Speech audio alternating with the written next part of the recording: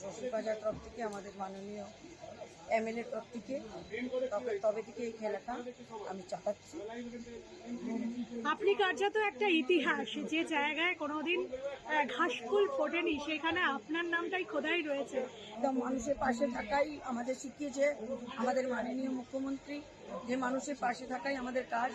ঘাস ফুলে কাজ, মা মাটি মানুষের সরকার।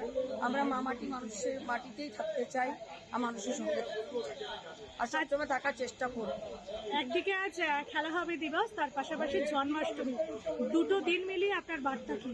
আমার দুটো দিন মিলিয়ে এখানে যেটুকু, এটা আমার জন্য মমতা বন্দ্যোপাধ্যায় আদেশ বলে এটা আগে, তারপরে জন্মাষ্টমী তো আছেই, মানুষের বাড়ি বাড়ি, আমার নিজের বাড়িতেও পুজো আছে।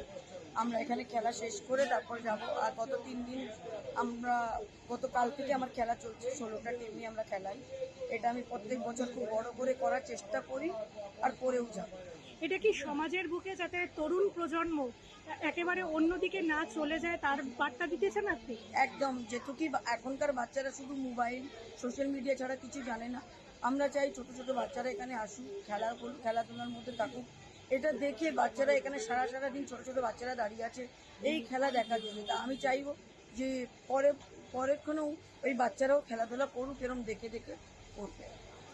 Bureau report, channel 10।